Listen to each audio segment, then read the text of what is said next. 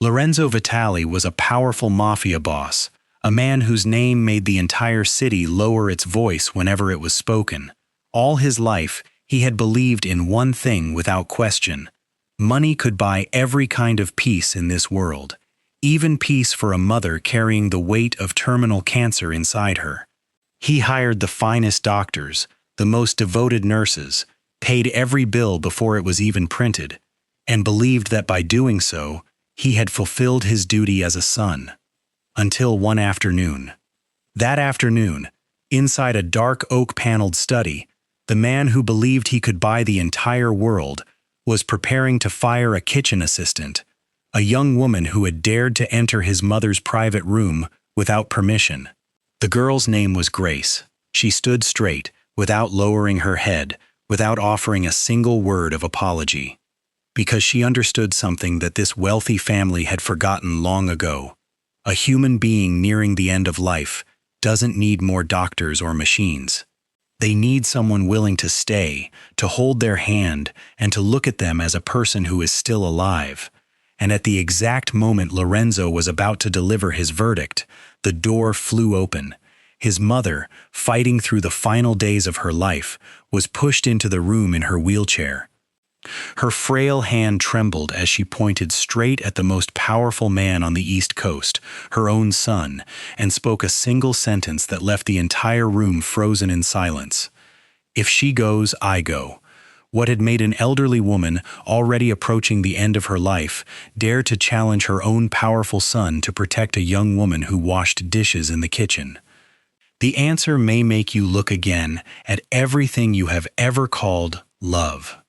Before we begin the story, don't forget to comment the city you're watching from, and I hope you enjoy the story.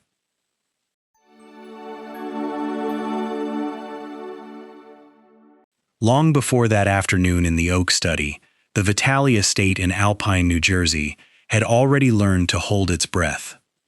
It sat behind a wall of pale stone and black iron, a fortress pretending to be a home, and everyone who passed through its gates understood, without being told, that here, silence was not peace but obedience. Men who commanded rooms of their own fell quiet in his hallways. Staff who had served the family for years still lowered their eyes when Lorenzo Vitale passed, because he was the kind of man whose displeasure never arrived as shouting, only as a softness in the voice that made the air itself go cold, and in that world, softness was the most dangerous sound of all.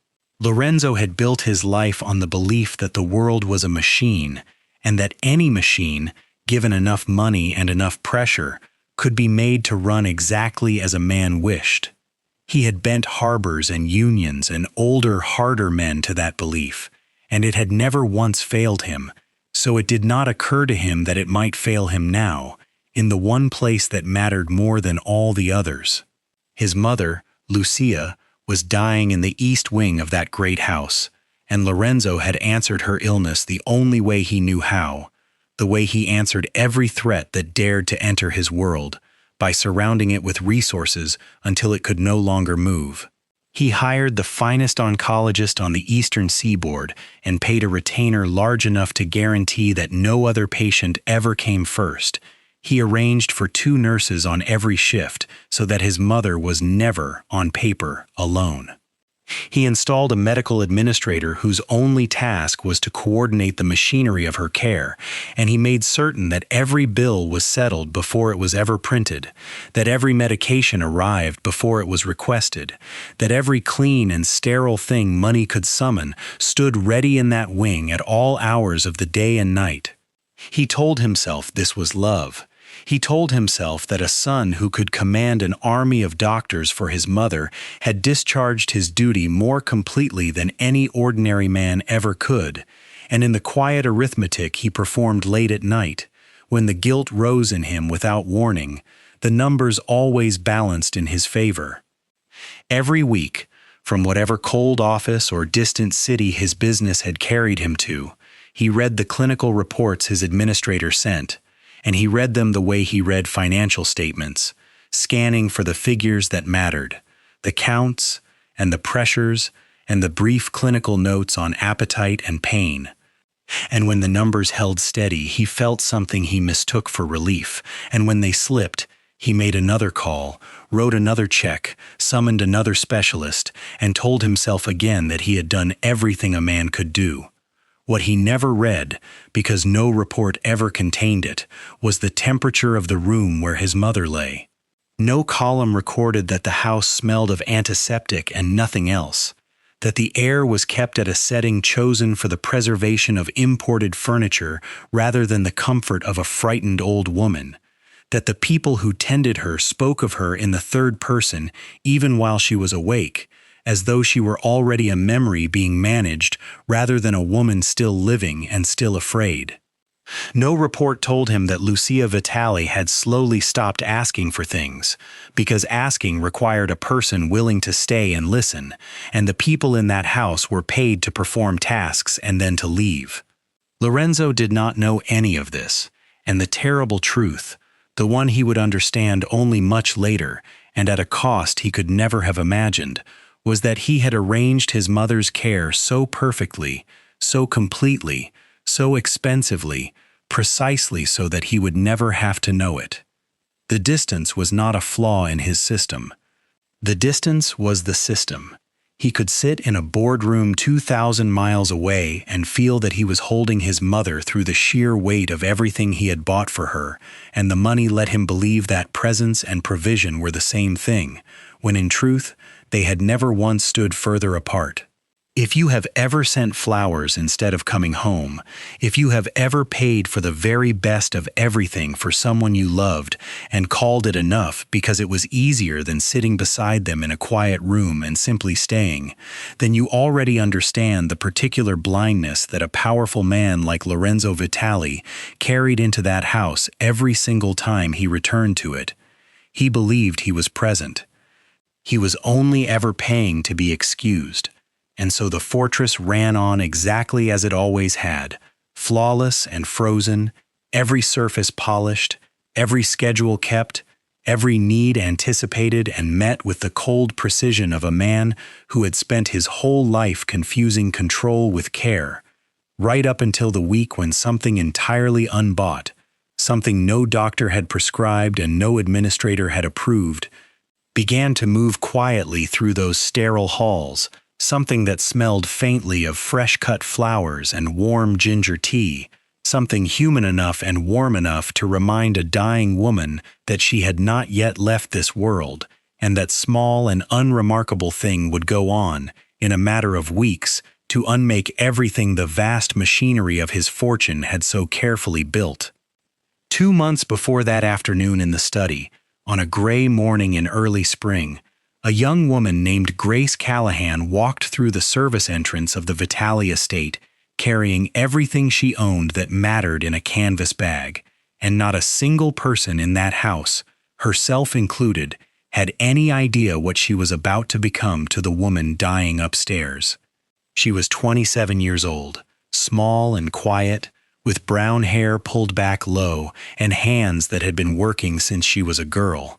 And she had come for the position of kitchen assistant and pantry keeper because Mrs. Harmon, the house manager, had received a recommendation from a woman at a parish charity office.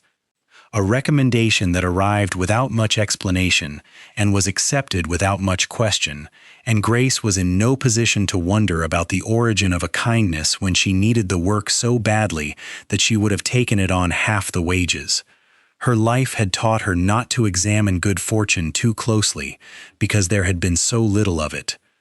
Her mother had died when Grace was small, so young that she remembered her only as a warmth and a voice rather than a face, and her father, Daniel Callahan, had raised her alone above the hardware store he ran on a corner in a working neighborhood, a narrow shop that smelled of cut metal and machine oil, where she had learned to count change before she learned to read properly and had grown up believing that decent work honestly done was a kind of protection against the world.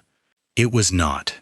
When the store began to fail, her father borrowed money from a lending company called Harbor Point, a name printed neatly on paperwork he did not fully understand, and the interest grew the way a slow illness grows, quietly at first and then all at once, until the store was gone, And then the apartment above it was gone. And then the man himself began to go, folding inward month by month under a shame he refused to speak aloud. Grace had been most of the way through nursing school when it happened, close enough to finish that she could see the end of it, and she left without hesitation to care for him, because there was no one else, and because that was simply what you did. And she nursed him through 2 years of decline in a rented room with a radiator that knocked all night. And when the stroke took him in his sleep on a winter morning, she was holding his hand, and she was 24 years old and alone in the world, with what remained of his debt and no degree and no plan. She had worked ever since, cleaning offices, waiting tables, stacking shelves, whatever paid, and she had learned to make herself small and useful and unnoticed. And that was the woman who arrived at the Vitale estate that spring morning to keep a pantry, knowing nothing of the family that owned it, beyond the fact that they were rich and that rich houses paid on time. The kitchen was vast and cold and full of equipment she had never seen, and the rules were explained to her within the first hour with a clarity that left no room for interpretation, that she was to remain in the kitchen and the service corridors, that the east wing was medical and therefore closed, that the family was not to be spoken to unless spoken to first, and Grace nodded at all of it and meant to obey. What undid her was the trays. Every day she prepared them, and every day they came back down almost exactly as they had gone up, the soup skinned over, the bread untouched, the small measured portions arranged by a nutritionist and rejected without comment by whoever lay at the end of that hallway. And Grace, who had spent 2 years learning what a sick body can and cannot bear, looked at those returning trays and understood something that no one else in that house of specialists had bothered to notice, which was that the food was correct and inedible, engineered for a chart rather than a mouth, and that somewhere upstairs a woman was slowly starving in the middle of abundance because nobody had asked her what she could still taste. So Grace began, carefully and without announcing anything, to change small things. She made a thin rice porridge the way her father had made it for her when she was ill, cooked long and soft with a little salt and nothing clever in it, because she knew that a mouth ruined by treatment cannot forgive complexity. She steeped fresh ginger in hot water for the nausea, and she sent it up in a plain cup rather than the medical tumbler, because there is a difference between a drink and a dose, and the body knows it. When she walked back from the market on her half-day, she spent a little of her own money on flowers, not the tall architectural arrangements that a florist delivered to the entry hall every week and replaced before they could wilt, but ordinary flowers, cheap and bright and slightly imperfect, and she put them in a water glass on the tray, and she did not tell anyone she was doing it. For 11 days nothing came back down the stairs but empty dishes, and Mrs. Harmon noticed and said nothing, and the nurses noticed and assumed a change in medication, and no one thought to wonder why. Then on the 12th day the day nurse came down and told Grace, with an expression caught somewhere between annoyance and confusion, that the patient in the east wing wished to see the person who had made the porridge, and Grace dried her hands and went upstairs, breaking the only rule she had been given, and that was how she first stood in the doorway of Lucia Vitale's room. The room was beautiful, and it was freezing, kept at a temperature chosen for the furniture, and the woman in the chair by the window was thin in the particular way that illness makes a person thin, her hair gone to a pale silver wisp, a blanket over knees that no longer held any weight, and she looked at Grace for a long moment with eyes that had clearly once been formidable, and were formidable still. "You made the rice," she said, and Grace said that she had, and Lucia said, "It tasted like something. Everything else in this house tastes like paper." And then, after a pause in which she seemed to weigh whether the effort of speaking further was worth it, she added, "The flowers are ugly. I like them. Who told you to send them?" And Grace said, honestly, that nobody had, that she had simply thought the room might want something alive in it, and Lucia Vitale looked at this small, unremarkable kitchen girl standing in her doorway with wet hands and no explanation, and for the first time in more months than anyone in that house had counted, she smiled. It was not much of a smile, and it did not last long, but the day nurse, standing at the medicine cart behind them, actually stopped what she was doing to look. After that, Grace found reasons to go up, small legitimate reasons, a tray, a cup, a question about the next day's meals, and Lucia found reasons to keep her a few minutes longer, and in those minutes a woman who had been spoken about in the third person for the better part of a year slowly remembered how to be spoken to. And one afternoon in the second week, when Grace came in with the ginger tea, she found Lucia with a small ball of soft cream-colored wool in her lap and a crochet hook moving slowly and stiffly in fingers that had not held one in years, working the first few careful rounds of something very small, and Grace looked at the shape beginning to form and understood immediately what it was. Because it could not have been anything else, and she said nothing at all about it, and neither did Lucia, and the old woman kept working, 4 or 5 rounds a day when her hands allowed, on a tiny wool hat for a grandchild she did not have, in a house where her only son was not married, and told absolutely no one in the world what she was making. The wool hat had grown to the size of a closed fist by the morning Grace did the most reckless thing she had done since arriving at that house, and she did it because Lucia asked her a question that no one else had thought to ask in a year. It was the first genuinely warm morning of the spring, the kind that arrives without warning after weeks of gray, and Grace had come up with the ginger tea to find Lucia turned toward the window with an expression on her face that Grace recognized instantly, because she had seen it on her father in the last months, the look of a person watching the world go on directly outside a pane of glass they can no longer cross. "Do you know what I miss?" Lucia said, not turning around. "I miss standing on the ground, not looking at it, standing on it. And then, after a while, my mother had a fig tree behind the house in Calabria. My father planted it the year they married. It was still standing when I was a grown woman with a child of my own. Everything else that family owned is gone. The tree is not."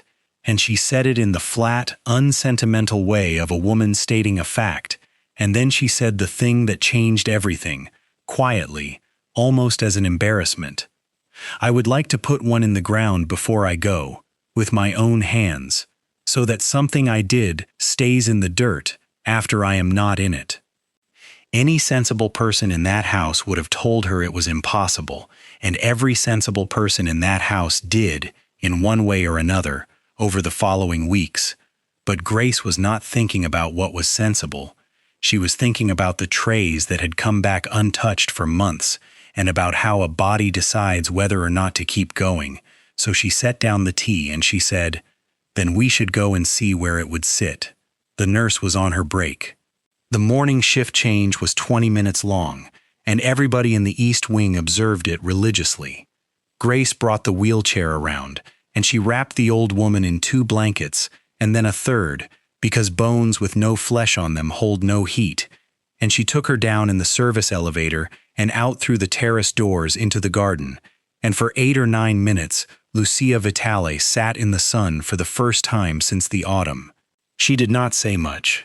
She turned her face up and closed her eyes and let the light sit on her skin, and her breath came easier than it had indoors, and Grace stood behind the chair and said nothing at all, and understood that she was watching something happen. Then Lucia opened her eyes and began, with sudden and startling energy, to inspect her own garden like a woman with business to conduct, dismissing the manicured beds near the house as too shaded and the lawn as absurd, until she found what she wanted at the eastern edge where the wall turned and the ground caught the first light of the day. "There," she said. "It has to be there. Figs want morning. Everyone thinks they want heat. They want morning." And Grace looked at the spot and agreed that it was the right spot. And then Lucia said, with the impatience of someone who had spent a year being handled, "So bring a shovel. Bring it now, while nobody is downstairs."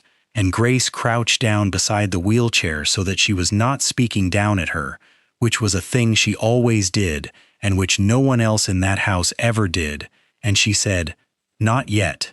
Lucia's jaw set. "I may not have a later." "You have a later," Grace said. "You have a later if you eat, and you sleep, and you let me get some weight back on you, because that hole is going to take real digging, and I am not doing it for you. You get a little stronger first, and then we plant it together, with your own 2 hands. That is the arrangement. I am not planting your tree while you watch me from a chair." And there was a long silence in the garden, long enough that Grace began to be afraid she had gone too far, until Lucia Vitale said, "You are a very hard girl." And Grace said, "Yes, ma'am," and the old woman laughed, a short, dry sound that turned into a cough, and then she said, "Fine. Bring me the soup, and stop putting so little salt in it. I am dying, not a child." And Grace took her back inside 4 minutes before the nurse returned, and neither of them mentioned it to anyone. What Grace could not have known, and what mattered more than she understood, was that from that morning forward, Lucia began to eat in a way she had not eaten in months, methodically, without pleasure, the way a person takes medicine, and she began to ask what day it was, and she began to say things like, "next month," and "by summer," small ordinary words she had entirely stopped using. The tree was not in the ground. That was precisely why it worked. There was now something at the far end of the calendar that required her to still be there, and it was into that house, 3 days later, that Lorenzo Vitale came home without warning, 2 days ahead of schedule, because a meeting at the harbor had collapsed at the last hour, and he was not a man who waited around for the world to reassemble itself. He came through the front doors at 4:30 in the afternoon with his coat over his arm, and he took 3 steps into the entry hall, and he stopped. Nothing was out of place. Nothing had been moved.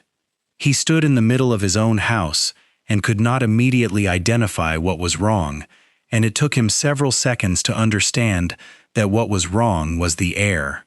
The house he had built and maintained and returned to for years smelled of nothing, deliberately, a controlled and neutral emptiness maintained by a climate system calibrated for the preservation of imported wood.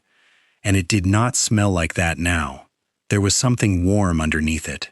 Flowers, he thought, but not the tall lacquered arrangements the florist delivered on Thursdays.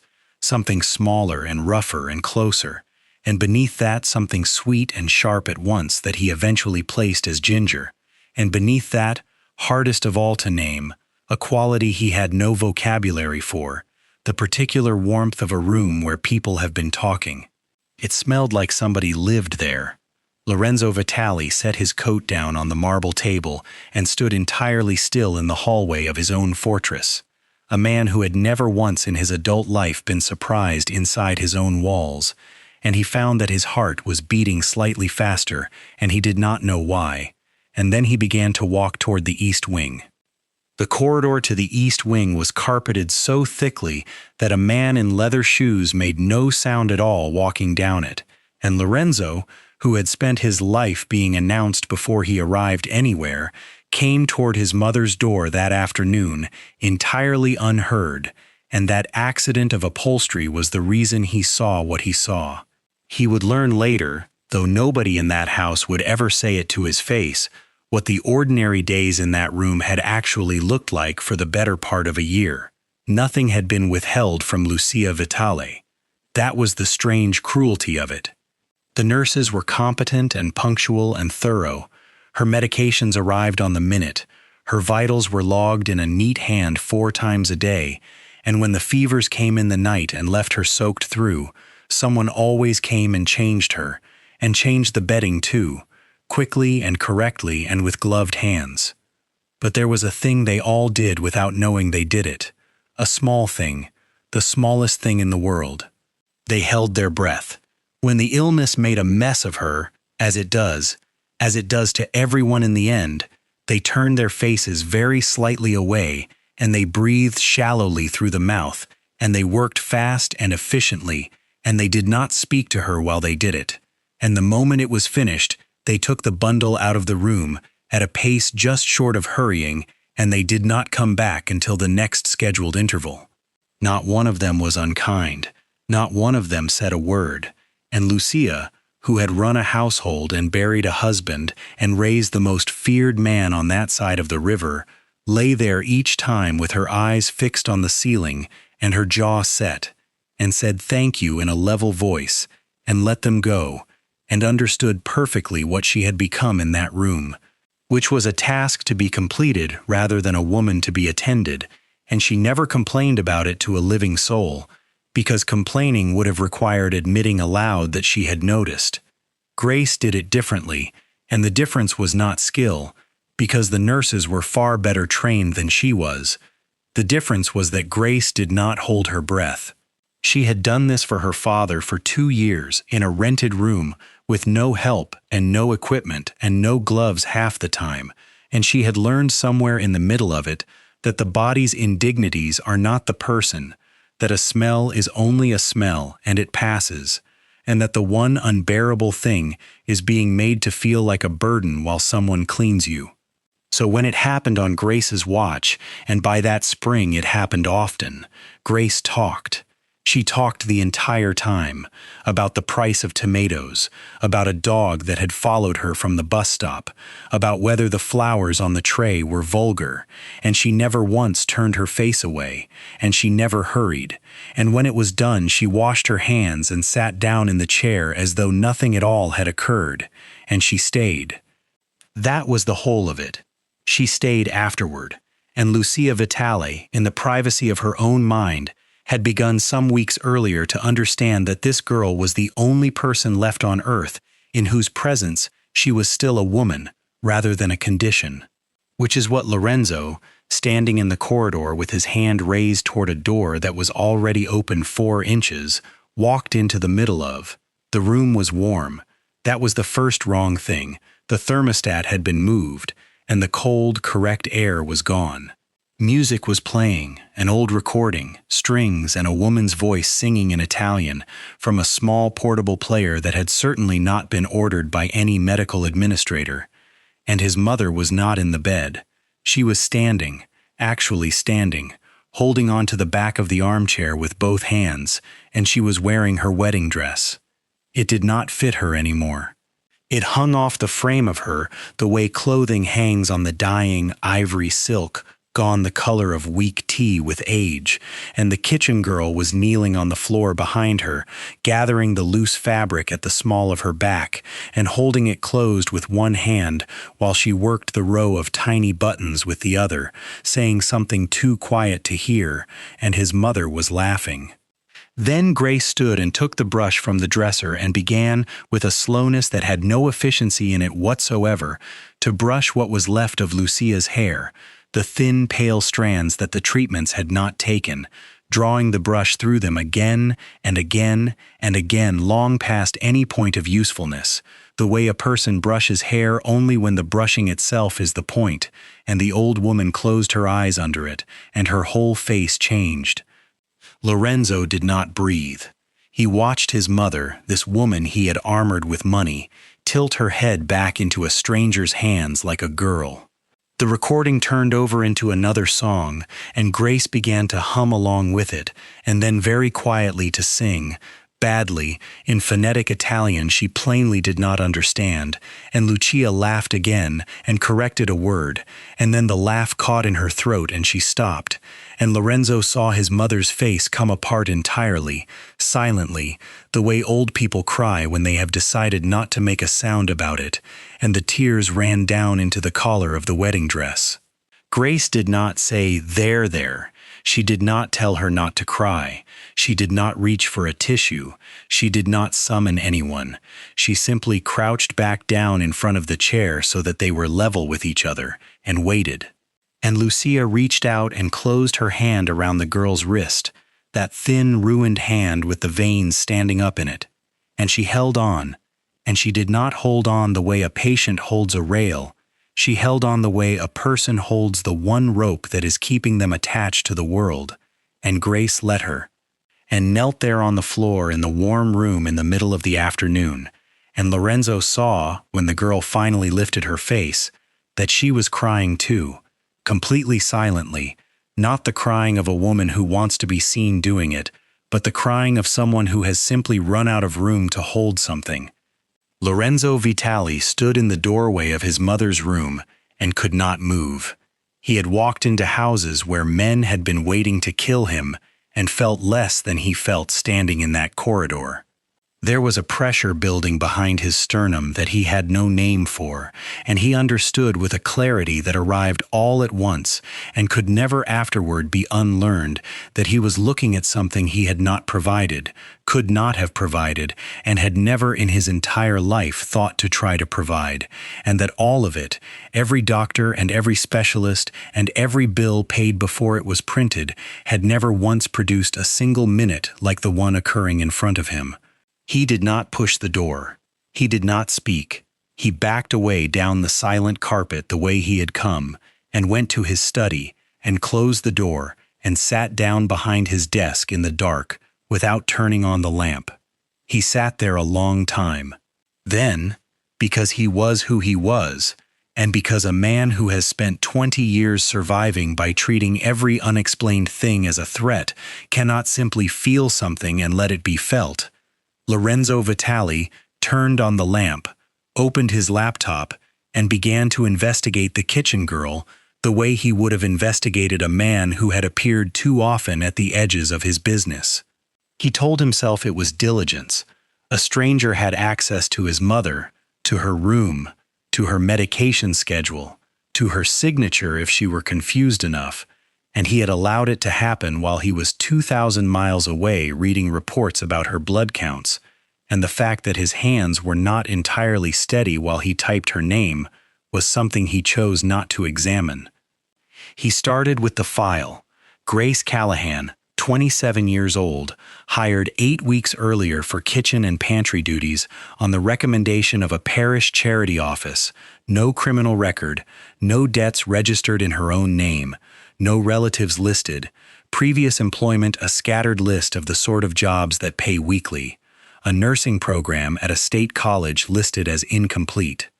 He noted the incomplete degree and felt the first cold flicker of suspicion, because a woman with partial medical training who takes a kitchen job in a house with a dying patient is a shape he recognized, and he made a note to have Frank pull the parish connection apart.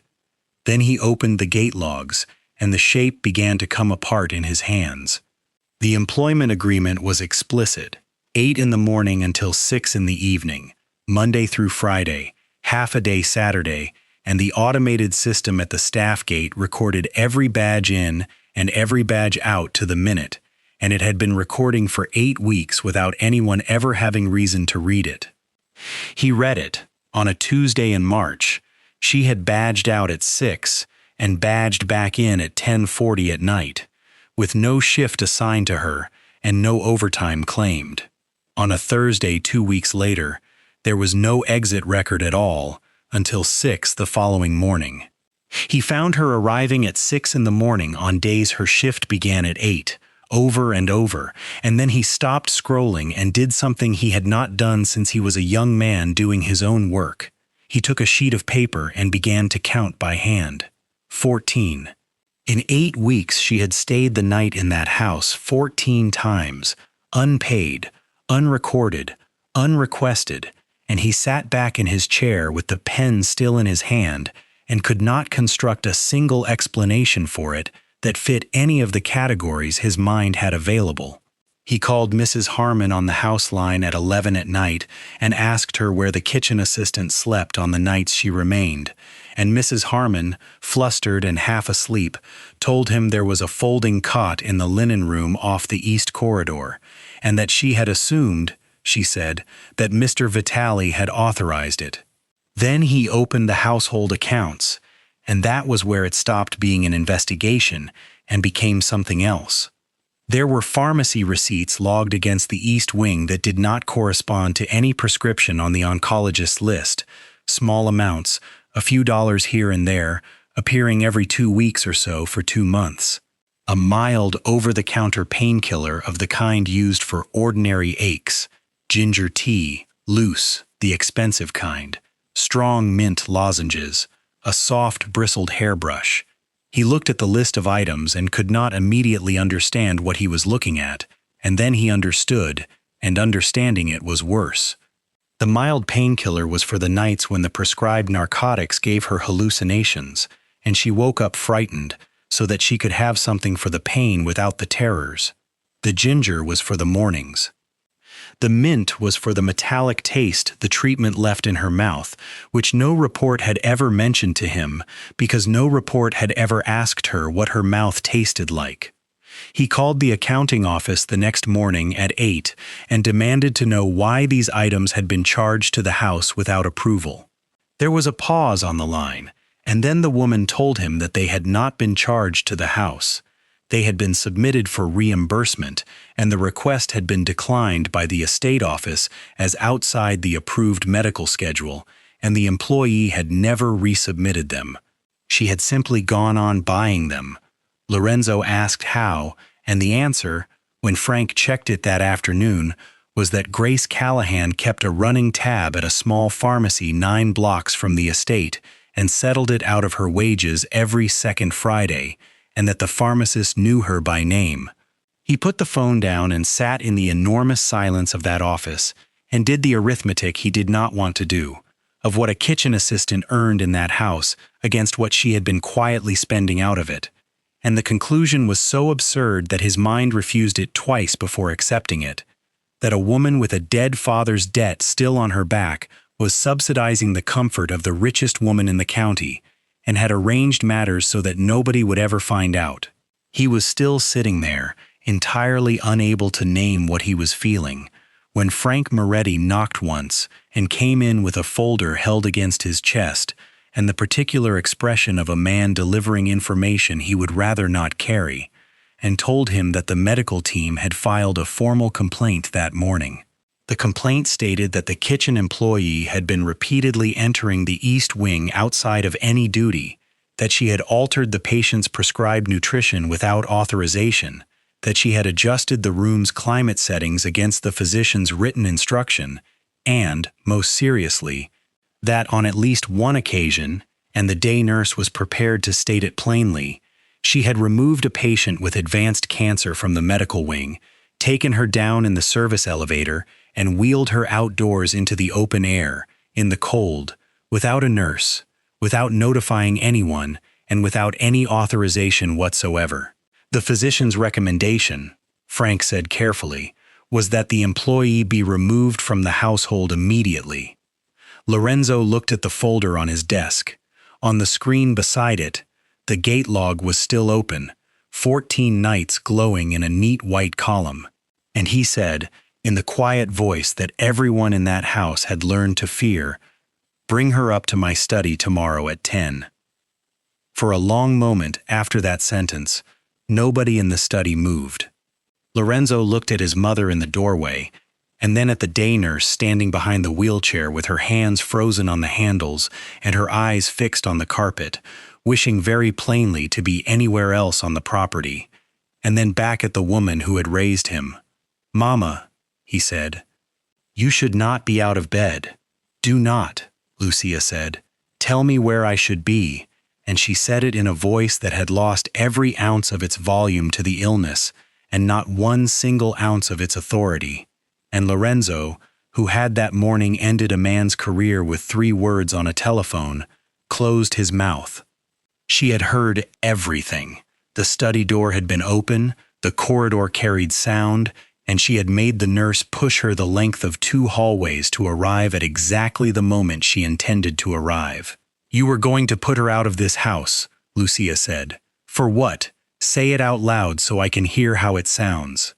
And Lorenzo said, evenly, because he believed it, that the girl had gone far outside the work she was hired to do, that she had changed the diet and the room and the schedule without any authority to do it, and that she had taken a patient with advanced cancer out of a medical wing and into the open air, with no nurse and no permission, and that if anything had happened out there, if she had gone into distress on a garden path with a kitchen assistant and no equipment, there would have been no one to answer for it. "It was not reckless," Grace said. It was the first thing she had said since the door opened. It was 9 minutes, in the sun, in 3 blankets, 4 days ago, and I checked her before and after, and she was better afterward, not worse. I would do it again tomorrow. That is precisely the problem, Lorenzo said. You are not qualified to make that judgment. No, Grace agreed. I am not. I never said I was. The doctors are. And then she stepped forward slightly. Plea. And she said the thing that Lorenzo Vitale would still be able to repeat, word for word, 20 years later. Every doctor in this house is working to keep her alive. That is their job, and they are very good at it. I am the only person in this house who has ever asked her what she wants to do while she still is. Nobody spoke. You have 4 medical professionals here, Grace went on, and every one of them is competent, and I am not accusing a single one of them of neglect, because there has been none. She is clean. She is monitored. She is medicated correctly. But sir, when the fevers come, and she is soiled and helpless and ashamed, they hold their breath, they turn their heads, they are quick and they are polite, and they leave the room as fast as they possibly can, and she lies there and pretends she does not notice, and she has been pretending for a year. Lorenzo said nothing. They keep her clean, Grace said. I try to keep her human. That is the entire difference between us, and it is the only thing I have done in this house that I would not undo. You bought her medication out of your own wages, Lorenzo said. The estate declined the reimbursement. So you paid for it. It was $9, Grace said. It stopped her hallucinating at night. Nobody asked me to, and I do not want the money, and I did not tell her where it came from, because it would have embarrassed her. You slept in the linen room 14 times. Yes. Why? And Grace looked at him for a moment as though the question were genuinely strange to her, and then she said, because at 2 in the morning she gets frightened, and it passes faster if somebody is in the chair. That is all it is. There is nothing clever in it. She is frightened, and then she is not frightened, because a person is there. And Lucia Vitale, from the doorway, said quietly, It is true. Lorenzo turned. Every word of it is true, his mother said. Do you want to know what my day is, Lorenzo? My day is that people come into my room and do things to my body and write them down and go away again. Nobody in this house has said my name to me in a year. They say the patient. In front of me, I am in the room, and they say the patient. Her hand had started to shake, and she pressed it down flat on the arm of the chair to stop it. You bought me the best of everything. I know what it cost. I am not a stupid woman, and I have never once been ungrateful. But you paid an army of doctors to keep me breathing, and she is the only one in this entire house who remembered that I am still alive. Mama, he said. You send emails, Lucia said. You send emails from other cities, and you read the reports on Sunday. She sits with me in the dark. That is the difference. There is no other difference. CE, and you will not talk your way around it, because I have had a long time to lie here and think about it, and I have thought about nothing else. The silence that came down over that room had the specific weight of a truth that cannot be argued with, not because it is cruel, but because it is simply accurate, and Lorenzo Vitale stood behind his desk with both hands on the wood and could not find one single word in the entire language of his authority to answer it. Then his mother said the last thing. If you put that girl out of this house, I will go with her. Today. Bring me my coat and call whatever car you like, and I will sit in the parking lot of a hospital before I will stay in this house without her, and you will have to physically stop me, and you will not do that. So decide. Lorenzo looked at his mother, who was 70 pounds of will in a wheelchair and entirely serious, and then he looked at Grace, who had not said another word and did not need to, and he understood that he had been comprehensively and publicly beaten in his own study by a dying woman and a kitchen assistant, and that there was nothing to be gained by prolonging it. Nobody is going anywhere, he said. It came out flat and tired. the voice of a man conceding a position he could no longer hold. Lucia gave a single short nod, as though a piece of ordinary business had been concluded, and gestured for the nurse to turn the chair around, and she was wheeled out without another word. Grace stood up to go back to the kitchen. "Miss Callahan," she stopped in the doorway. Lorenzo was still standing behind the desk, looking at the folder Frank had left there.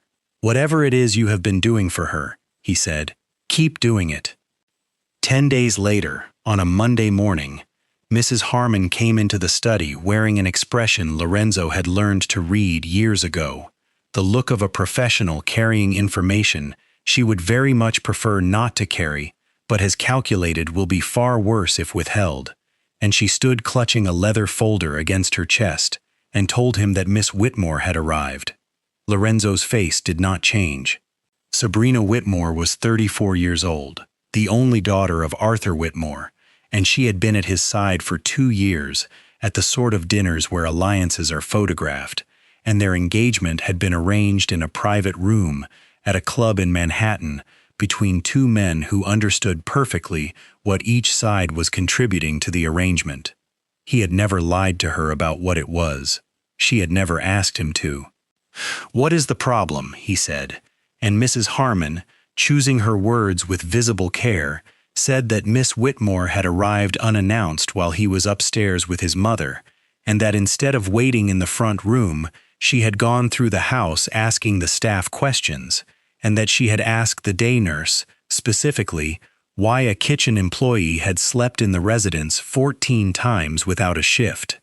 Lorenzo found her on the stone terrace overlooking the gardens, walking the length of it with a cup of espresso she had not touched, and she turned when the doors opened with the posture of a woman arriving at a negotiation she intends to win. "You have been interviewing my staff," he said.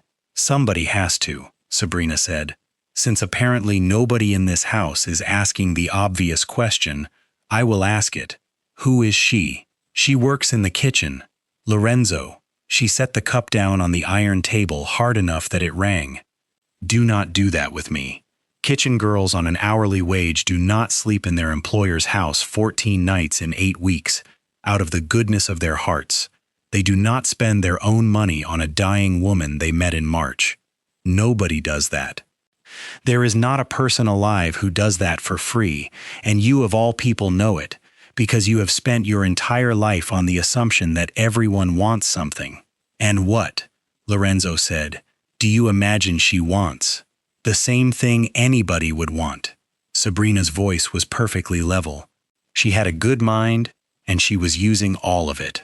"Your mother is frightened, and she is heavily medicated, and she is lonely, and this girl has made herself indispensable to a vulnerable woman with an 8-figure estate and no other close relationships left, and she has done it in 8 weeks, and she has done it while you were in Baltimore. Change the will, add a line, a bequest, a house, a fund, whatever it is, that is what this is.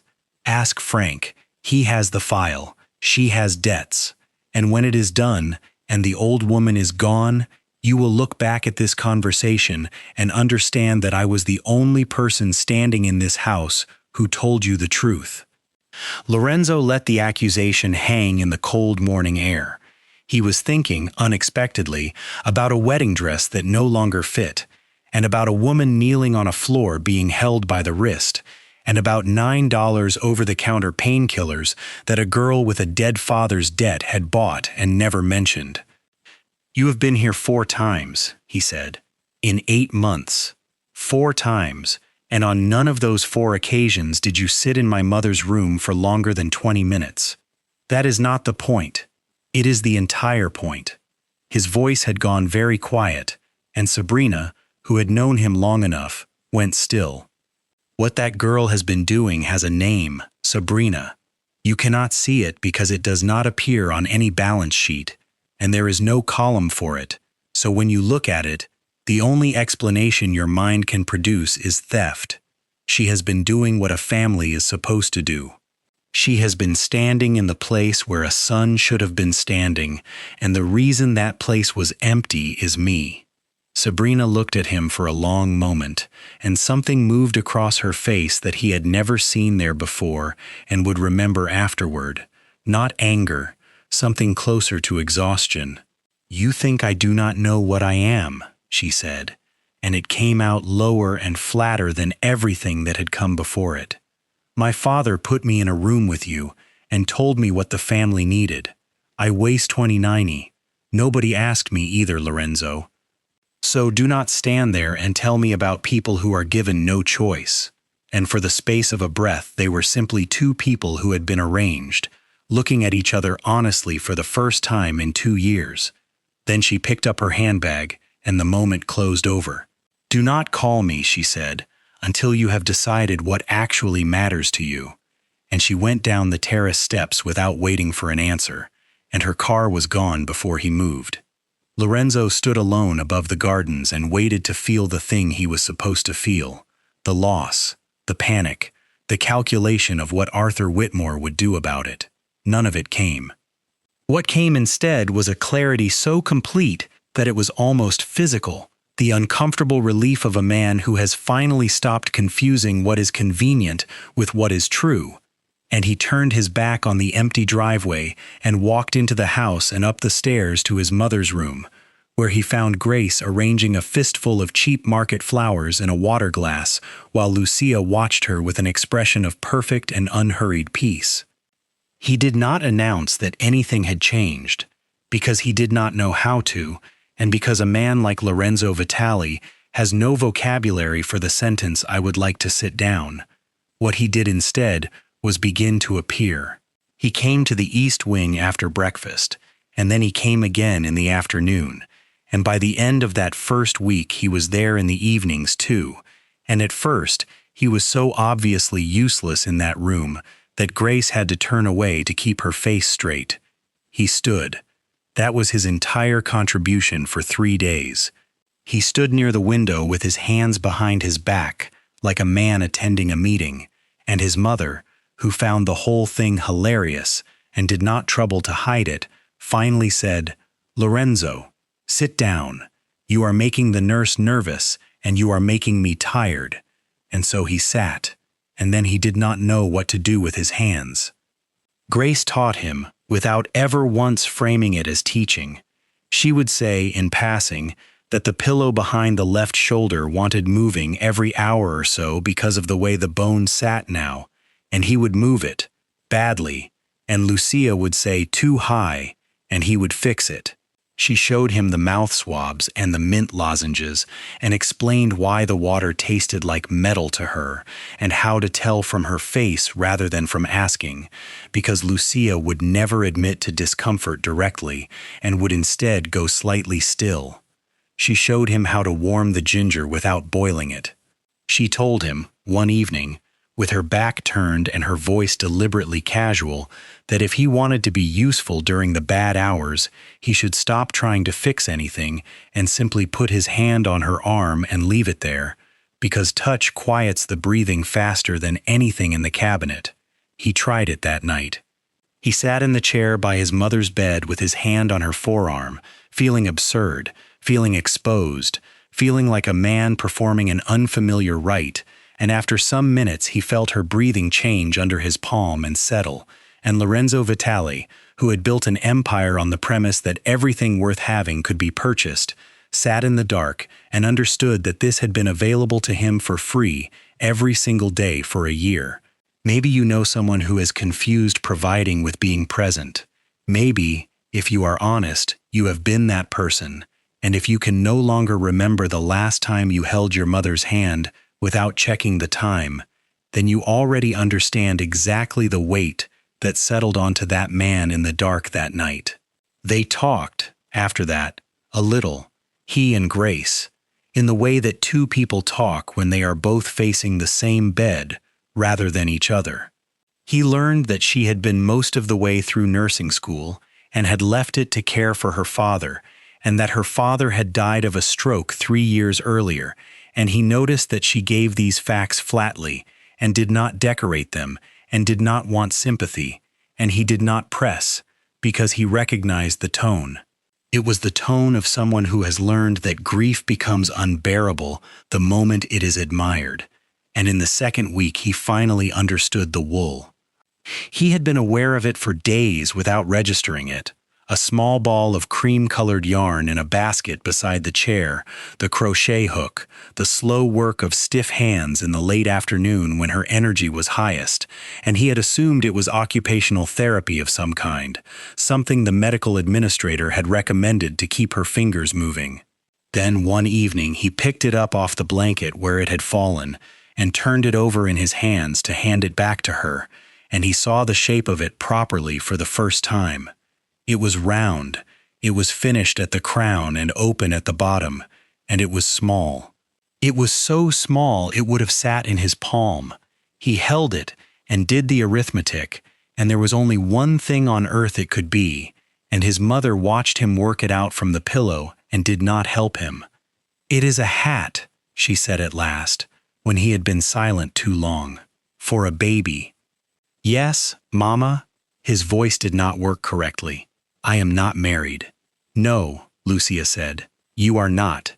And she took it back out of his hands and set it in her lap and picked up the hook again and said, in the practical voice of a woman discussing the weather, "I have been doing 4 rounds a day. Some days 2. It does not matter how long it takes, Lorenzo. It only matters that it is finished." And she began to work, and the small hook went in and out of the wool, and she did not look up at him again. Lorenzo sat in the chair beside the bed with his hands empty and looked at his mother making a hat for a grandchild she was never going to meet, in a house where there was no wife and no child and no promise of either, and he did not say anything at all, because there was a pressure in his throat that he did not trust himself to speak around. Across the room, Grace, who had understood what that wool was on the first afternoon she ever saw it, and had never once mentioned it to anyone, went on quietly folding the laundry and pretended, out of mercy, not to have noticed the way his shoulders had gone. It came without warning on a Tuesday night in the last week of May, at 20 minutes past 1 in the morning, and Lorenzo was still awake in his study with a stack of contracts he had not read a word of, when he heard the sound above him. It was not a crash. That was what he would remember afterward, that there was nothing dramatic about it at all, only a strange, strangled catch of a sound through the ceiling, and then Grace's voice, not screaming exactly, but pitched in a way he had never heard from her, calling for the night nurse down the corridor with the flat, carrying authority of someone who has done this before. He was out of the chair and up the stairs before he understood he had moved. His mother was in the bed, and she was sitting bolt upright, which was itself wrong, because she had not been able to sit up unassisted in 2 months, and she was fighting for air. There is a sound that fluid in the lungs makes, and it is not like anything else. Wet and tearing and terrible, and her shoulders were rising to her ears with the effort of it, and her hands were clawing at the blanket, and her eyes were enormous and entirely aware, and that was the worst part, that she was completely conscious inside it. Grace was already on the bed behind her, up on her knees, one arm braced under Lucia's arms, and across her chest holding her upright and forward, because lying her back would have drowned her, and with her free hand she was working the oxygen line off the concentrator and getting it onto her face, and she was talking the entire time in a low, steady stream. "I have you. I have you. Do not fight it," small breaths. Small ones, not deep, small. That is it. Again. And to the night nurse who had appeared white-faced in the doorway, she said, without turning around and without raising her voice, "Call the on-call physician now. Tell him acute respiratory distress, pulmonary edema. Tell him she is conscious, and she is hypoxic, and we need him here. And then bring the diuretic from the cabinet and the pulse oximeter. Go." The nurse went. Lorenzo stood in the doorway of his mother's room, and for the first time in his adult life he had absolutely nothing. There was no call he could make. There was no man he could send for, no account he could open, no pressure he could apply to any part of the world that would put one single breath into his mother's chest, and the entire architecture of his power, the thing that had defined him since he was 22 years old, was revealed in that doorway to be a set of arrangements that had never had any purchase on the only thing that mattered.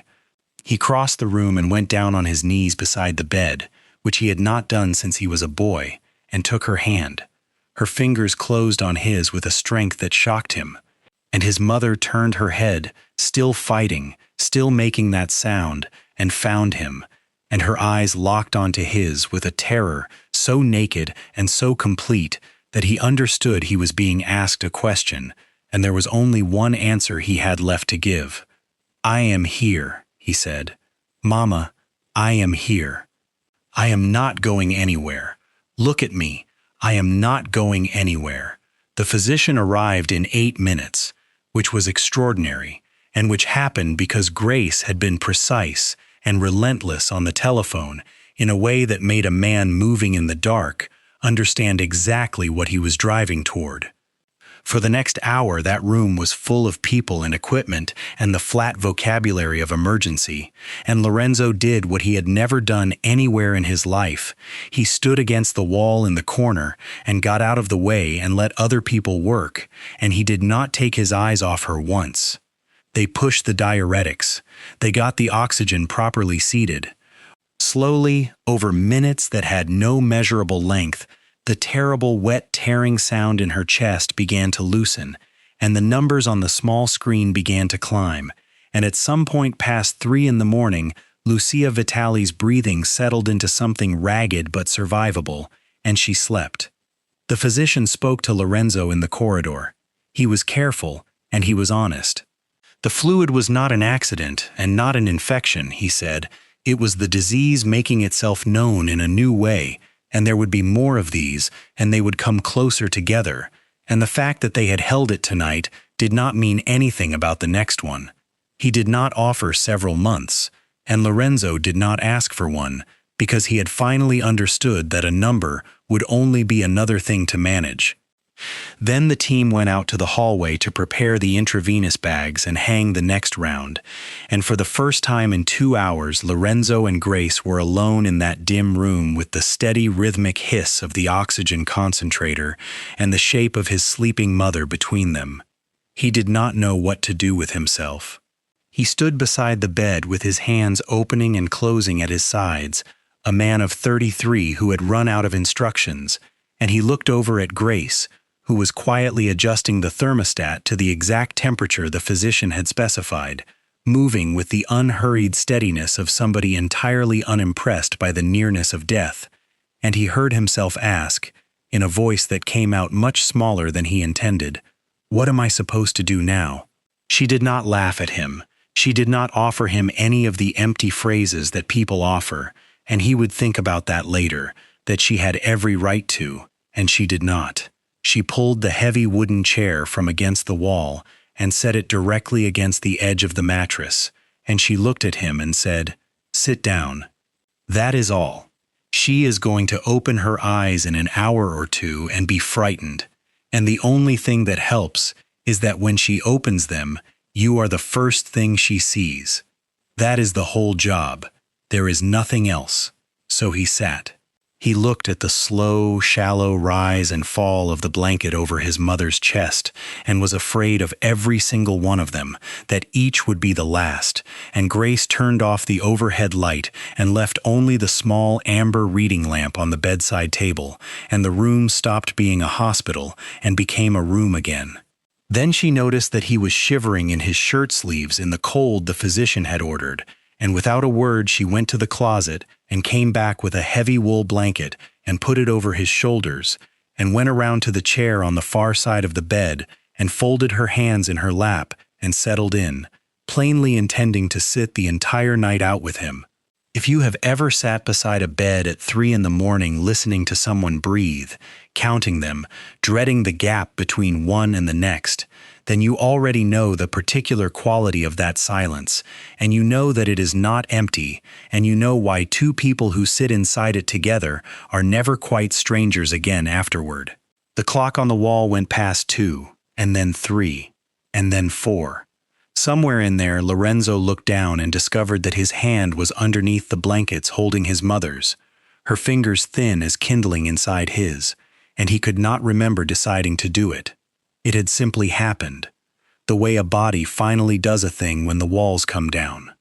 He lifted his eyes and found Grace still awake across the bed, watching Lucia with the patient attention of a person who has kept this exact vigil before, and he said, in a voice gone rough and low, "How did you survive it, when it was your father?" Grace was quiet for a long moment. The lamp caught the side of her face. "Badly," she said at last. "I want to be honest with you, because everybody lies about this part. I did it badly. I was 24, and I was terrified every single night, and there was nobody to ask, and I got things wrong, and there were days I was so tired I resented him, and I have never said that out loud to anyone before." She looked at her hands. "But I never left. That is the only thing I have. I did it wrong and I did it frightened, but I was in the room, and when it happened I was holding his hand, and that is the one thing in my whole life I am not ashamed of." Lorenzo looked at his mother's face on the pillow. "My whole life," he said, "has been a series of absences that I called responsibilities. I have never once been in the room." And Grace, who could have agreed with him and would have been entirely justified, said instead, "You are in it now." Toward 5, as the window began to go gray, Lucia surfaced. Her eyes opened, unfocused and frightened, and she made a small sound, and her son leaned forward into the lamplight so that his face was the first thing in the world, and said, "I am here, Mama." She looked at him for a while, then her eyes moved past him, searching, until she found Grace on the other side. And in a voice that was barely anything at all, wrecked and thin and clear, Lucia Vitale said, "The tree." Grace leaned in. "It is still there. That corner is not going anywhere." "You said," Lucia whispered, "when I was stronger. That was the arrangement. That was the arrangement." "Then I am not finished," she said, and closed her eyes, and slept. And Lorenzo Vitale sat in the gray dawn holding his mother's hand, and finally understood, with a force that took the breath out of him, that the thing keeping that woman alive was not in any of the bags hanging on the pole beside her bed. It was a hole in the ground at the eastern edge of the garden that had not been dug yet, and a promise made to her by a kitchen girl who had refused, on principle, to dig it without her. It was Frank Moretti who put it on his desk, 11 days after that night, and he did it the way a man diffuses something, slowly and without any sudden movements. Lorenzo had asked him weeks earlier, back when this had still been an investigation, to run down the parish charity office that had recommended a kitchen assistant into his household, and Frank had done what Frank always did, which was to keep pulling long after the question had stopped being interesting to anybody else. "You are not going to want this," Frank said. "Give it to me anyway." The recommendation had not originated with the parish.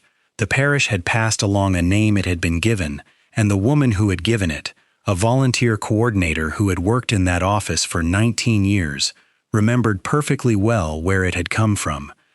Because it had come by telephone from a private number, from a woman who declined to give her name, who asked whether the office knew of a young woman named Grace Callahan who was looking for work, and who specified, oddly, that the position should be presented as an ordinary one, and that her own involvement should never be mentioned to anyone. Lorenzo looked up. "Who?" "I will get there," Frank said. "The other part first." And he opened the second folder. Daniel Callahan, hardware retailer, 61 years old at the time of death, cause of death, cerebrovascular accident, 3 years and 4 months ago. Before that, a small business collapse. Prior to that, a commercial loan taken out in a period of trouble, refinanced twice, secured against the property and then against the residents above it, at a rate of interest that Frank did not have to explain to Lorenzo because Lorenzo had spent his adult life around that particular arithmetic. The lender named on every document was Harbor Point Lending Group. Lorenzo sat very still. Harbor Point, Frank said, is ours. It has been ours since your father's time. It is 4 steps removed on paper, and it has a president in an office in Newark who has never met you, and that is exactly how it was built to look. Nobody who borrows from Harbor Point knows they are borrowing from this family. That is the point of it. Lorenzo did not speak. Frank went on, because there was no kind way to lay it out, and stopping halfway would have been worse. The store had gone. Then the apartment above it had gone. The remaining balance had been pursued, lawfully and relentlessly, by a collections operation that reported into a structure that reported, eventually, into the same accounts that paid for the oncologist and the 2 nurses per shift, and the flowers the florist delivered on Thursdays. Daniel Callahan had a stroke in a rented room with a knocking radiator 14 months after losing his business, and his daughter had left nursing school to care for him, and she had been holding his hand when he died, and she was 24 years old, and she had inherited what was left of the debt. She does not know, Frank said. I want to be extremely clear about that because I checked it 4 different ways. She has never seen this family's name on a single piece of paper connected to her father. She knows the words Harbor Point. That is all she has ever known. She took a kitchen job in a rich man's house because she needed the work, and she has no idea whose house she is standing in. Lorenzo put his hand over his mouth. He thought about a girl kneeling on the floor of that bedroom holding an old woman by the wrist. He thought about $9 of over-the-counter painkillers purchased out of wages by a woman still carrying a dead man's debt. He thought about the 14 nights on a cot in the linen room, and about Grace saying, I never left. That is the only thing I have. And he understood, with a sensation like cold water going through him, that everything she was and everything she had lost had been manufactured, quietly and profitably and entirely legally, by the machinery that bore his name. The telephone call, he said at last, to the parish, the woman who would not give her name. Frank was quiet for a second. The number belongs to the house line in the East Wing, he said. The call was placed in February. Your mother made it. Lorenzo went up the stairs slowly. Lucia was awake, propped high on the pillows the way she had to be kept now, the wool in her lap, and she looked at her son's face as he came through the door, and she put the hook down at once, and she said, You found it. How long have you known? Since October, she said. Sit down, Lorenzo. You look terrible. And she told him. She had been going through the old house papers because a dying woman goes through papers, and she had found the Harbor Point structure among her late husband's files, the whole quiet architecture of it, and she had gone further than any of them ever expected her to go, and had asked for the collection's ledgers, and had read the names. There are hundreds, she said. I read them for a month. I could not do anything about hundreds. I was not going to be alive long enough to do anything about hundreds. Her hands worked at the blanket. But there was one at the top of a page, a hardware store, a widower with 1 daughter. It said the girl had left school, and I could not put it down. I do not know why that one, Lorenzo. I have thought about it, and I do not know, except that I had a boy and a shop and a husband once. See, and I know exactly what it is to watch a family come apart over money. She had hired no one and told no one because there was no one in that house who worked for her rather than for her son. She had used a telephone and a charity office and a name she never attached herself to. I wanted to look at her, Lucia said. That was all it was at the start. I wanted to see with my own eyes what we had done, because everybody in this family has spent 40 years making sure nobody ever has to look. And then she came, and she made me rice. Her voice failed, and she waited for it. and she was the kindest person who has ever been in this house, and I could not tell her, and every single day I have let her sit with me and hold my hand and buy my medicine out of her own pocket, knowing. Lorenzo said, "Mama, I have been a coward," Lucia said. "For 4 months I have been a coward. Go and get her." He said that she did not have to do it, that he would do it, that it should be him. "It is not yours to do," his mother said. "It was my house, and my husband's paper, and my silence. Get the girl." Grace came up from the kitchen still drying her hands, and stopped inside the door when she saw the two of them, because she had learned to read that room. Lucia held out her hand, and Grace came and took it, and sat down on the edge of the bed the way she always did, and the old woman told her. She told her plainly, without softening any part of it, what Harbor Point was, and who owned it, and who had signed the papers her father had signed, and what family had taken the store, and then the apartment above it. And she told her that she had known since October, and had said nothing, and that she had been the one who put Grace's name into a parish office in February, and that Grace had been brought into this house by the woman whose family had ruined her. Grace did not move. Her hand stayed exactly where it was, and after a very long time, in a voice that was not entirely steady, she said only, "My father used to say he could not remember signing for the second one." "I am so sorry," Lucia said. "Grace, I am so sorry. I am not asking you to forgive it. I have no right to ask you for anything. I know what I am. I have known what this family is for 40 years, and I ate off it, known I wore it, and I said nothing." She was crying, and she was furious with herself for crying. "I only wanted to say it to your face while I still had a face to say it with." And Grace Callahan sat on the edge of that bed with the hand of a dying woman in hers, and everything she had lost sat in the room with them, the store and the apartment and the school and the 2 years in the rented room and the winter morning, and she looked at Lucia for a long moment, and then she reached over with her free hand and wiped the old woman's cheek with her thumb, the way she had done 100 times when it was fever and not this. "You did not sign anything," she said. "No," Lucia said, "but I knew. You told me," Grace said.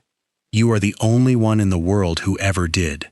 And she stayed exactly where she was, and did not let go of her hand, and Lorenzo stood by the window with his back to both of them, because he could not let either of them see his face. He did not sleep that night, and by 6 in the morning he had the whole structure spread across the desk in front of him again, only this time he was not reading it as a man protecting an asset. He was reading it as a man being shown, line by line, exactly what his life had been built on. Harbor Point was not large by the standards of what he ran. That was somehow the worst part of it. It generated a return that was, in the arithmetic of that family, almost incidental, a rounding figure attached to the harbor operations, and it had gone on quietly for 26 years, generating that figure out of hardware stores and dry cleaners and taxi medallions, and one narrow shop on a corner where a man had taught his daughter to count change before she could read. Lorenzo called Frank in at 7 and put a single question to him. "If I ended it," he said, "what happens to me?" Frank, who had served his father and now served him, and had no illusions about either of them, took the time to answer it properly. "Nothing happens to you," he said at last. "That is the part you have not thought through, Lorenzo. You are not a man in the middle of this. You are the top of it. There is no board and nobody to appeal to, and nothing above you. Harbor Point exists because your father decided it should, and it continues because you have never decided otherwise. Some people lose income, and some people will be unhappy about it, and they will come to you to complain, and you are the man they would have to complain to. That is all." He closed the folder. "The only reason it has kept running for 6 years under you is that you never once looked at it." So Lorenzo looked at it. It took 9 days, and he did it himself, with Frank and 2 lawyers and nobody else. And he did it in the way he had done every acquisition of his professional life, ruthlessly, and with total attention, except that for the first time the object of all that ruthlessness was something bearing his own name. Harbor Point stopped issuing on the first morning. Every active collection was suspended by that afternoon. Then came the part the lawyers argued about for 3 days, because it was not merely unprofitable but structurally strange, the wholesale forgiveness of the outstanding book, all of it, principal and accrued interest together, discharged and reported and closed. There were 431 open accounts. He read every one of the names. That was the thing Frank told people about afterward, in the years when he told the story at all, that Lorenzo Vitale sat in that study for 3 nights and read 431 names, one at a time, and that on the second night he came to the one that said Callahan Daniel, deceased, balance outstanding, and he sat with his hand flat on the page for a long while and then wrote across it in pen, closed, and moved to the next. What replaced it, they built out of the same money. The lending company became a foundation, funded from the harbor accounts by an instrument that could not be undone by anyone including himself, and its purpose was written in plain language rather than legal language at Lucia's insistence, that it existed to stand between working families and the kind of debt that takes a house and then takes a life, medical debt, small business debt, the emergencies that arrive at the wrong month. There would be no interest and no collections arm and no recovery of any kind. Frank asked him, near the end, what he intended to call it, and Lorenzo said that he had not decided, and that was a lie, because he had decided on the first night and had simply not been able to say it out loud yet. He brought the papers up to the East Wing on a Thursday afternoon in June.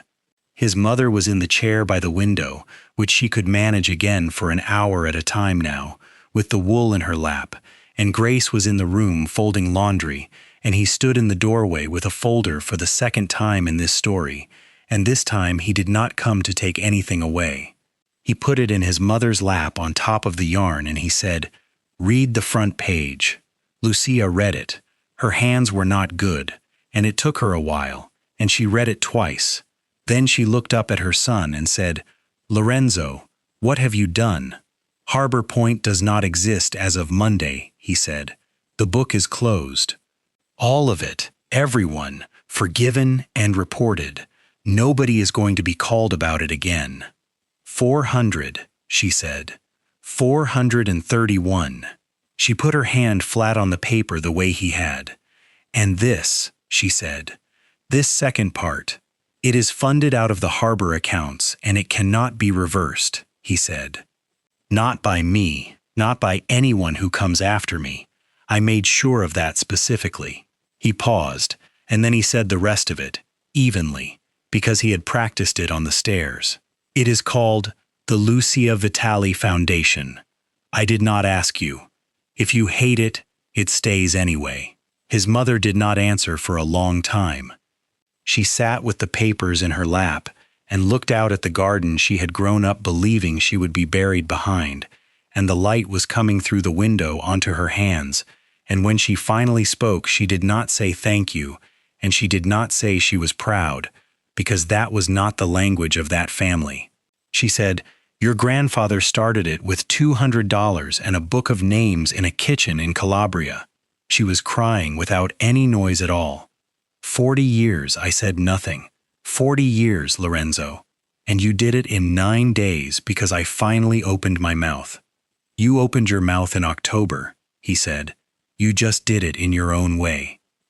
And then Lucia Vitale looked past her son to the young woman standing very still by the linen basket with her hands full of somebody else's sheets, and she said, "Grace, come here and read this."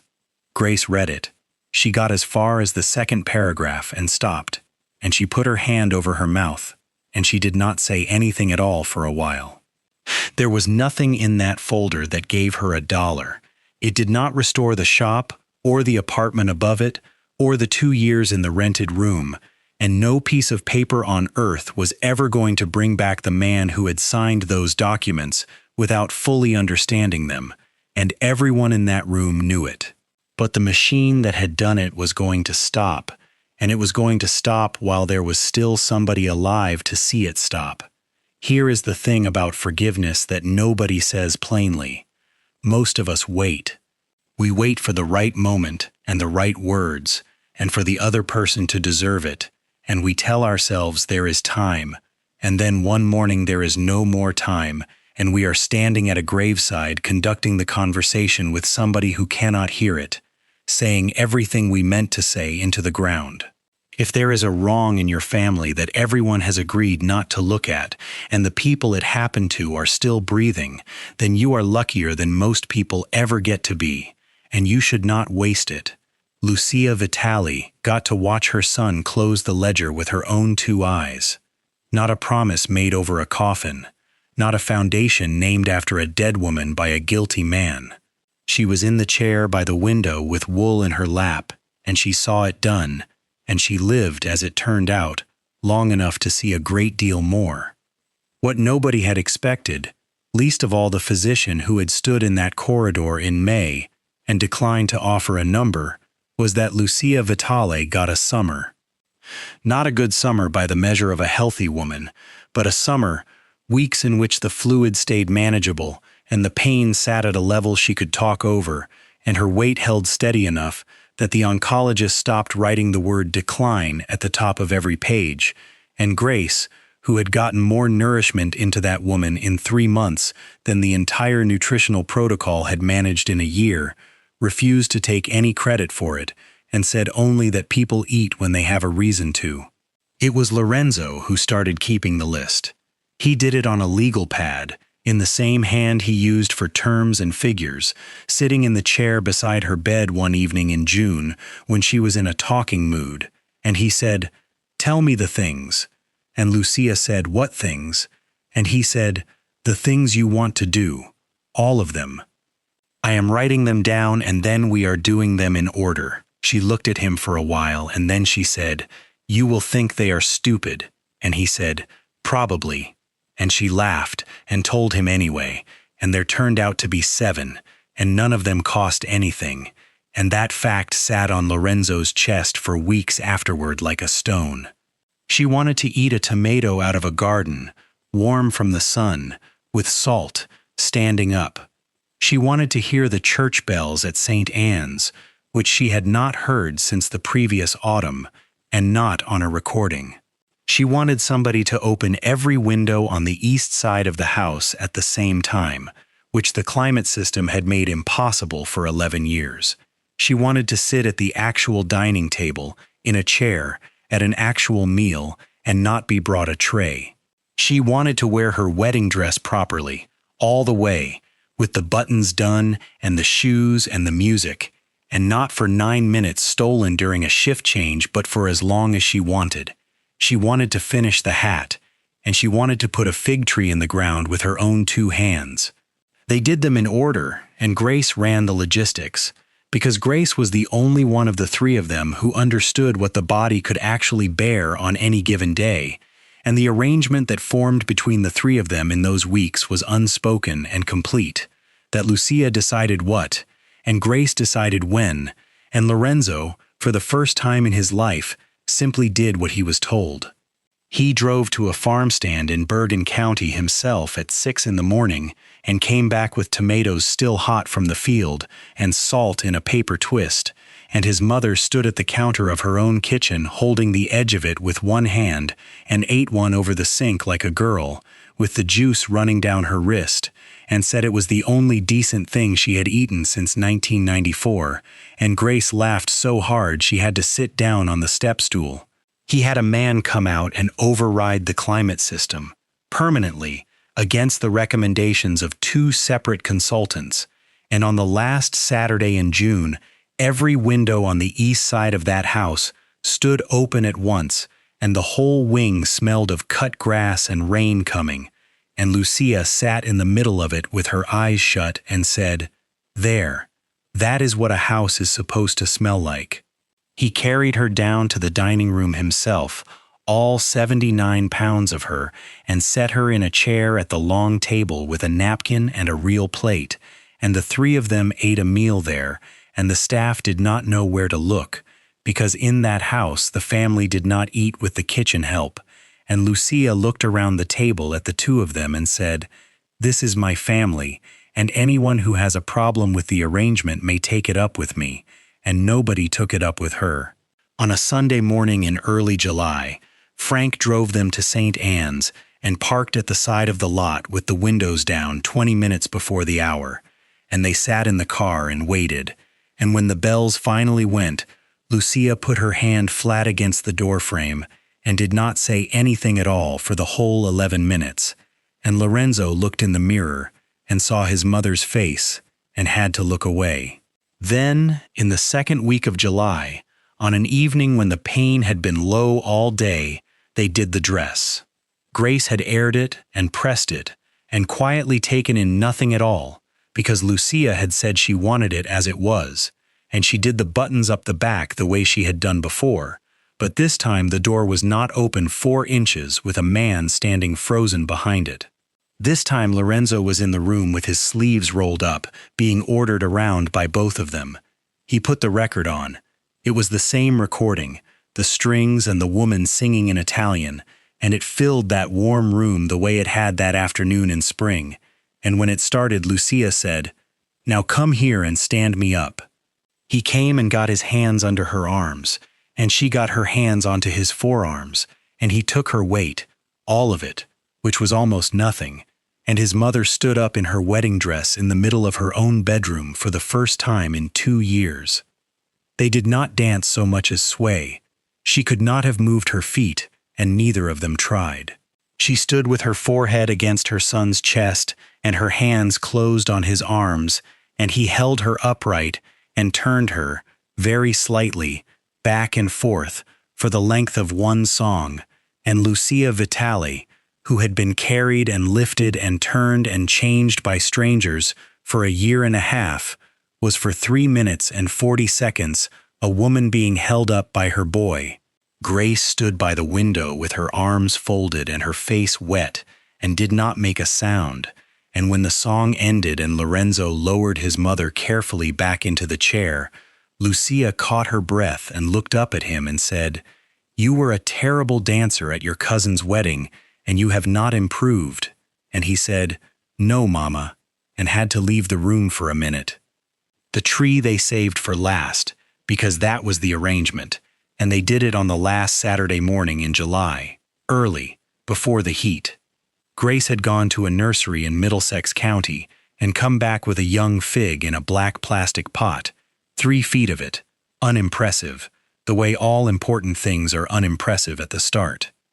Frank and one of the drivers had dug the hole the night before at the eastern corner where the wall turned, because Grace had assessed the situation honestly and said that nobody in this family was going to be digging a hole in July, and Lucia had accepted the amendment on the grounds that the digging had never been the point.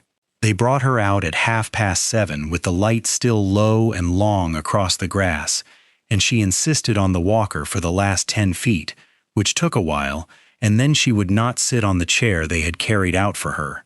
She went down onto her knees on the folded blanket at the edge of that hole, an old woman in a cardigan with a knitted cap over what was left of her hair, and she put her hands into the dirt, and Lorenzo went down on one side of her and Grace on the other. She could not hold the weight of the root ball. That was the plain truth of it. Her arms had nothing left, so Lorenzo took the base of it in both hands, and Grace steadied the trunk, and Lucia put her hands over her son's hands, and Grace's hand came over the top, and the 3 of them lowered it in together. Then they filled it. Lucia pushed the soil in by the handful, slowly, resting between, and neither of them hurried her, and nobody spoke except once, when she stopped and looked at the 2 of them and said, "My father did this behind the house when I was 4 years old. I held the bucket." When it was done, Lorenzo brought the water, and she held the can with him, and they soaked the base of it. And then she sat back on her heels in the wet grass with her hands filthy to the wrist, and looked at the small green thing standing upright in the ground at the eastern edge of the garden where the morning light came first.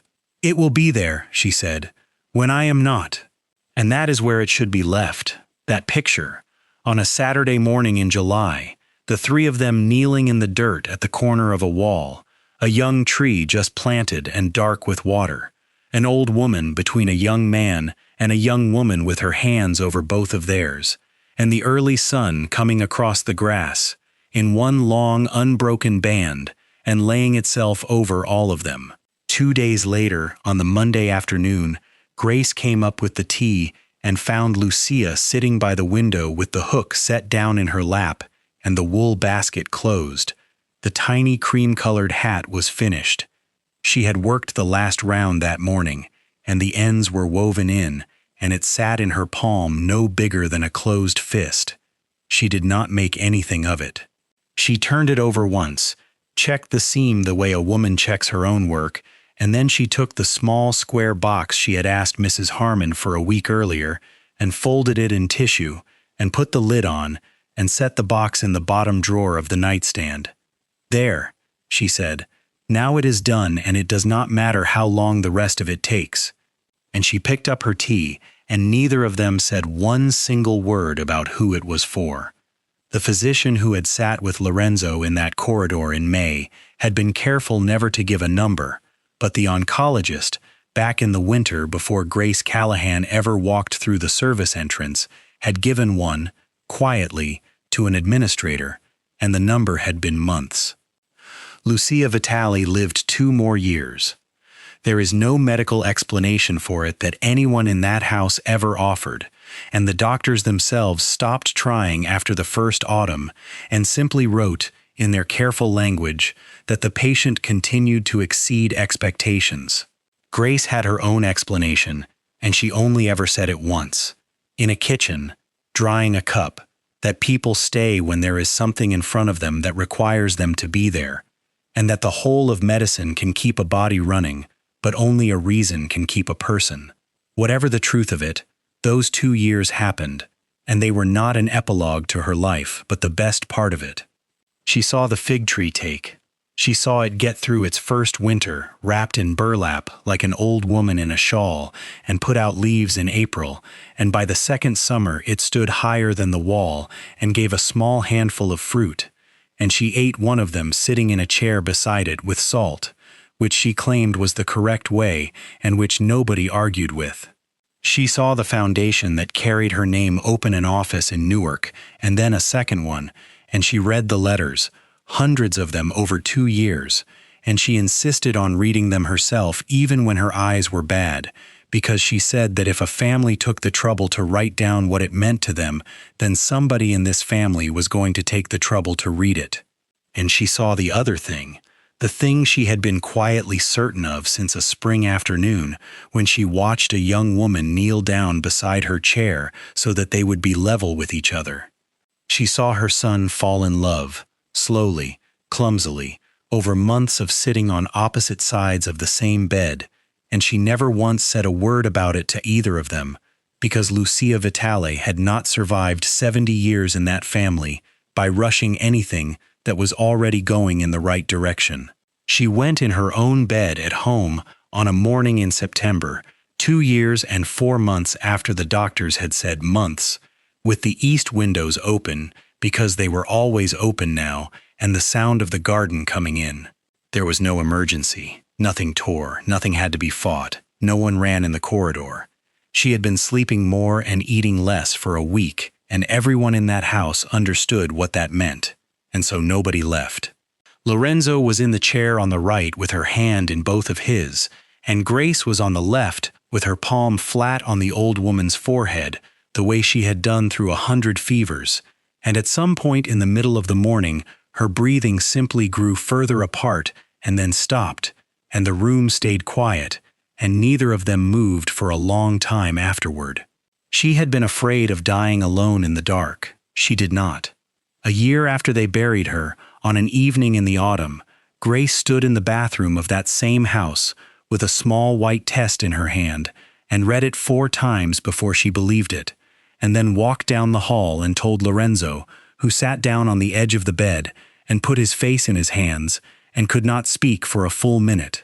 They had married quietly the spring before, in a church, with Frank standing up beside him and 11 people in the pews, and Grace had gone back and finished the nursing degree she had left behind at 24, and the foundation had a staff of 9 by then and a waiting list.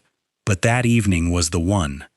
The next morning, Grace went down to the bottom drawer of the nightstand in the east wing, which nobody had touched in 3 years, and which nobody had needed to discuss, and she took out the small square box and opened the tissue paper, and there it was, cream-colored and slightly uneven where the stitches had loosened on the bad days, the last round worked by a woman with almost nothing left in her hands, finished on a Monday afternoon in July, and put away without one word of explanation.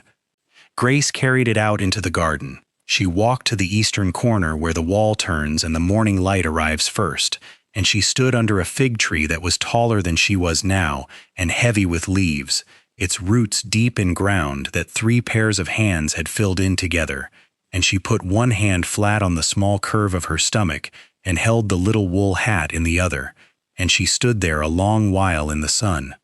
An old woman who had been given months had sat in a cold room in a house where nobody said her name and had begun, in secret, to make a hat for a grandchild who did not exist, for a son who had no wife, at a time when there was no reason on earth to believe in any of it. She had been right. If you have someone still living whose room you have not sat in lately, do not wait for the right words to arrive, because they never do, and what people remember at the end is not what was said but who stayed.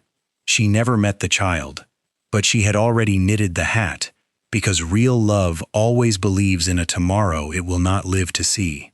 Thank you so much for staying with this story all the way to the end, and if it moved you even a little, please take a moment to subscribe to our channel and to like and share this video so that more people can find these stories and so we can keep bringing you a new one every day. We would truly love to hear from you, so tell us in the comments what this story made you feel and whether it reminded you of someone in your own life, because the words you write from the bottom of your heart are the reason we do this. Wishing every single one of you good health, a peaceful heart, and quiet joy in your days. Goodbye for now, and we will see you in the next video.